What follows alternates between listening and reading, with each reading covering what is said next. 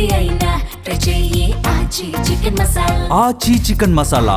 మంత్రి కొండపల్లి శ్రీనివాస్ గజపతి నగరం ఎమ్మెల్యేగా మొదటిసారి గెలిచిన ఆయనకు మంత్రి పదవి ఛాన్స్ దక్కింది. ఉన్నత విద్యను అభ్యసించి విదేశాల్లో సాఫ్ట్వేర్ ఉద్యోగిగా స్థిరపడ్డ ఆయనకు నారా లోకేష్ టీంలో స్థానం దక్కి అమాచులయ్యారు. అయితే రాజకీయ కుటుంబ నేపథ్యం ఉన్న కొండపల్లికి అదే మినిస్టర్గా మైనస్ అవుతుందట. ఎంపీపీగా పనిచేసిన తండ్రి కొండలరావు వైఖరితో ఇటీవల ముఖ్యమంత్రి చంద్రబాబు నాయుడు మంత్రిపై సీరియస్ అయ్యారంట.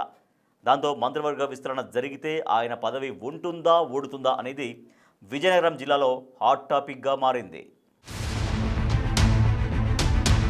కొండపల్లి శ్రీనివాస్ రాష్ట్ర చిన్న మధ్య తరహా పరిశ్రమల శాఖ మంత్రి.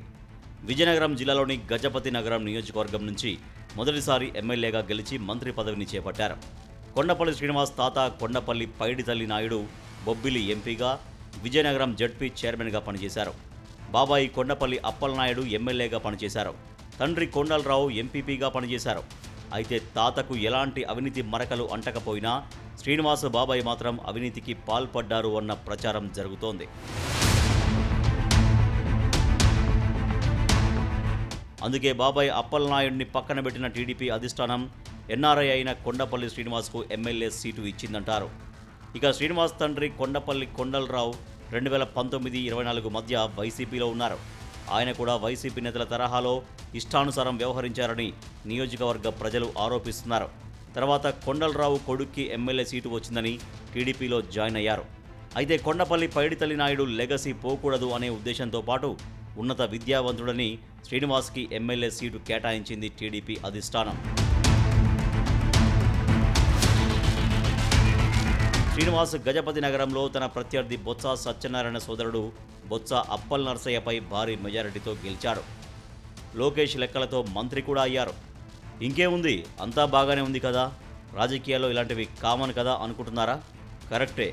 కానీ కొడుకు మంత్రి అవ్వగానే ఆ నియోజకవర్గంలో మాజీ ఎంపీపీ అయిన కొండలరావు పెత్తనం విపరీతంగా పెరిగిపోయిందంట. తానే మంత్రి అయినట్టు కొండలరావు బిహేవ్ చేస్తున్నారంట. అధికార కార్యక్రమాల్లో వేలు పెడుతూ పెత్తనమంతా తనదే అని అధికారుల్ని కూడా బ్లాక్మెయిల్ చేసే స్థాయికి వెళ్లారంట. తాను చెప్పిన వాళ్ళకి పనులు చేయండి అని ఆర్డర్లు వేస్తూ కలెక్టర్ను కూడా బెదిరిస్తున్నారంట. కొండలరావు తీరుతో విసిగిపోయిన నియోజకవర్గ ప్రజలు, టీడీపీ కార్యకర్తలు ఆయనకు ముక్కుతాడు వేయకపోతే కష్టమని పార్టీ అధిష్టానం దృష్టికి తీసుకెళ్లారంట. దాంతో సీరియస్ అయిన ముఖ్యమంత్రి చంద్రబాబు నాయుడు మంత్రి కొండపల్లి శ్రీనివాస్కు వార్నింగ్ ఇచ్చారంట. తండ్రి ప్రభుత్వ వ్యవహారాల్లో జోక్యం చేసుకుంటే నీ తోక కట్ చేయాల్సి ఉంటుందన్న రేంజ్లో హెచ్చరికలు జారీ చేశారట.